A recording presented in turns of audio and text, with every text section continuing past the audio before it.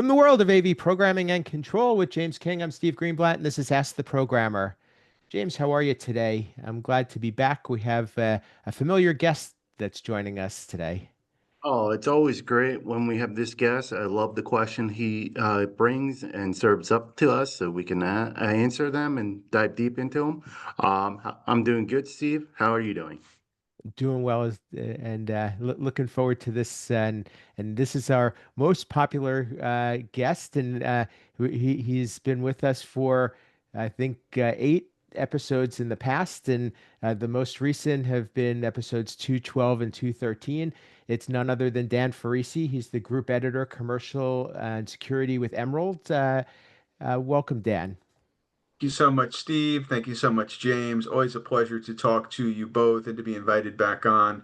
I love having the opportunity to share some of the questions and thoughts that our commercial integrator readers have, and you're always so generous and so thoughtful in answering them. Thanks. We appreciate having you, and we really value the insight and perspective you bring, as well as the opportunity for us to be the guests. So we get to let you take the reins and moderate the conversation, and I'll let you get started. Sounds good. And again, thank you for having me. As I said, I really kind of want in this context to be a conduit for our readers. Our readers don't always have access to you, Steve, or you, James, but they have a lot of questions about programming. And thankfully, in my position as a brand leader for CI, I have the opportunity to be a voice for them or a mouthpiece for them to share some of their questions. So this is one that came in my inbox that I know they would love to get your response to.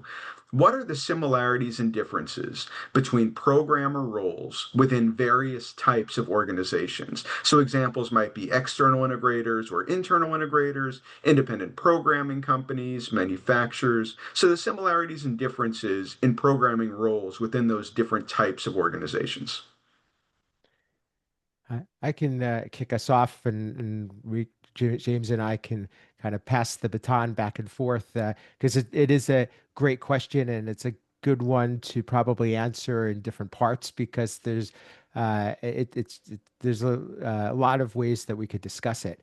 The one thing that I would start by sharing is that I think part of the differences in the roles have to do with perspective, and also responsibility, and also potentially the goals, and where your where the emphasis goes within your role. So let me explain. So when you're working with as an external integrator, which would be, systems integrator, as a service provider, you are you have a little bit more as a programmer.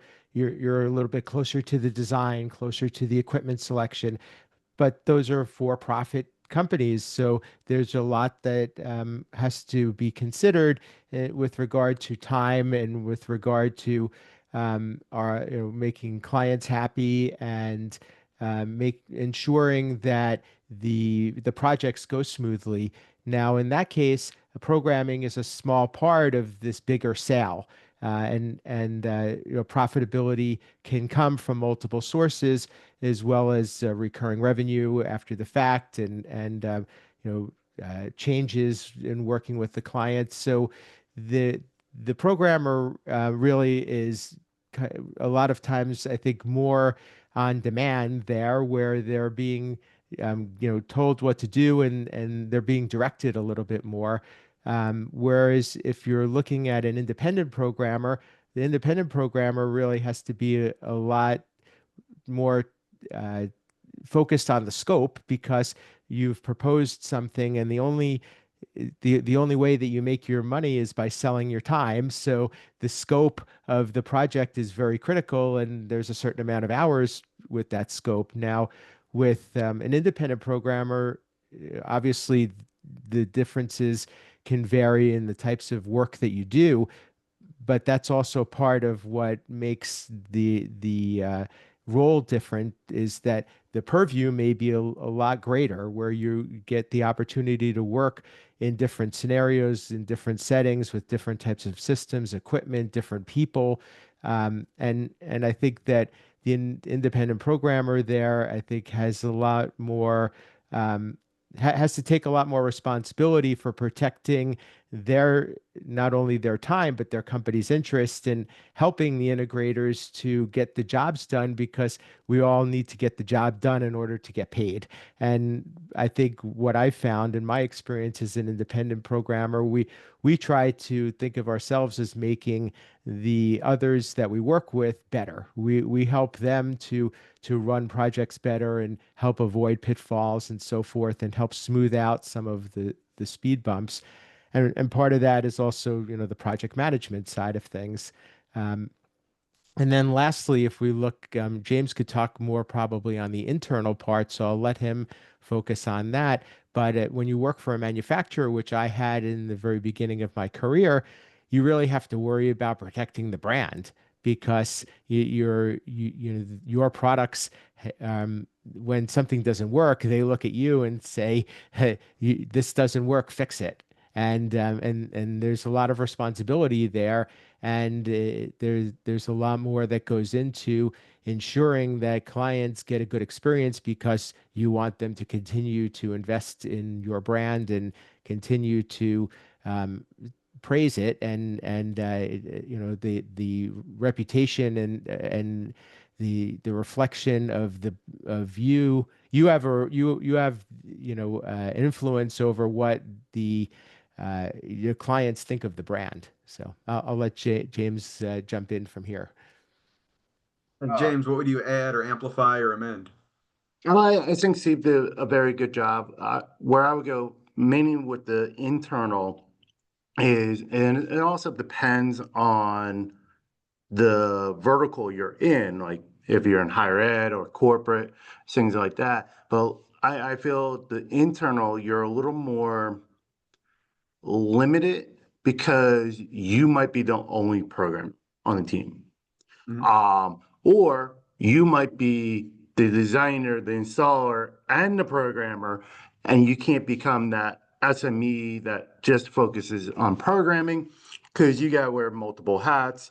We all know that. But like Steve mentioned, like one thing I will also say, like you look at integrators, programmers, they they have many clients. So what's different there is they get a wide variety to flex their muscle.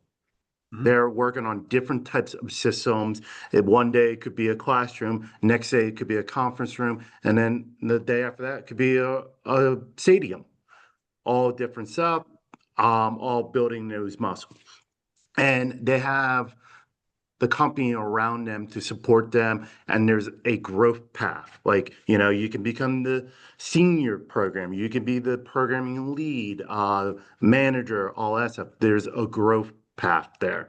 Now, independent programmers, cool, you get pick your clients, you get to do all that stuff, but there is no growth. You do what you do. There no one above you, no one below you normally, especially if you're by yourself. um so you're limited on your resources and all that stuff. Third party programming companies, kind of like an integrator, but they only focus on programming. They can have that, growth path, all that stuff, wide variety. Where like internal, like here, all I'm doing is classrooms. Maybe some of my classrooms are a little different, but 90% of them are cookie cutter. It doesn't matter what floor or what building it's in, it does the same. So getting to flex your programming muscle can be a little strained in a internal programmer because you're just doing the same thing over and over and over. So you have to find your own ways to go about doing that. Promotion path might be hard to find because, like I said, you might be the only programmer. You can't become the senior programmer if there's no other programmer. You can't become the program manager if there's no one underneath you. So your growth opportunity could be limited as well. Thank you so much for that, James. And I just want to pick up on what you mentioned, that whole idea of kind of flexing your muscles when you work across a number of different environments. I'm just kind of curious, how important do you think that that is to having kind of a fulfilling programming centric kind of a career? Like Steve and your company, is it enjoyable, or peers of yours? Is it enjoyable to have different tasks, different verticals every day? Would you feel confined in some way if you were always working in the same kind of like classroom setting or lecture room setting? Or are there benefits to being able to kind of be a specialist in a particular vertical or category and know the nuances, the ins and outs, be able to troubleshoot any problem, solve any conundrum? Or is there really kind of benefit to that diversification and flexing those muscles in different ways in different days? Like one day is your glutes, one day is your delts, different muscles, different days. I'll jump in here first if you don't mind, Steve. I think it all depends on the person. If you're that person who wants to widen their skill set and go horizontal, doing stadiums, doing classroom, then yeah, you want to find somewhere you can flex your muscle. If that's where you get your what's the word, dopamine from, like your reward. Hey, cool, I did this, I flexed my muscle, now I'm happy, that chemical in our brain. If you're someone who gets that chemical, that reward from seeing your users being satisfied, I think internal is better because we have a very close relationship with our users. I know my users inside and out. I can almost predict what they want before they want it because I know their workflow. I know what they need. Hey, let's make this easy. It may not be the same for main campus because I'm at the med school. My users are different. It may not be the same setup at another university, but I get to get that relationship with my users, build that, and see that they come in and know the system works. And I think you hit on a good one there, Dan, about knowing the system inside and out. And where I'm in someone, I like to see users happy and know that we have their backs as a programmer, as a tech, any of that stuff. And I remember one time, and I fully admit it, I made a boo-boo. I took down our AV network at my old job in the middle of orientation. Everyone knows orientation is very big for college. Took the AV network down because I was doing something, had it back up in 2 minutes, maybe less than that. Like I realized what I did, got it up and running. Cool, I'm all good. I went and apologized to the user who was, doing orientation, and they looked at me and was like, I wasn't worried. I knew you had it. She's like, if I was somewhere else, at a different school, I would have been worried.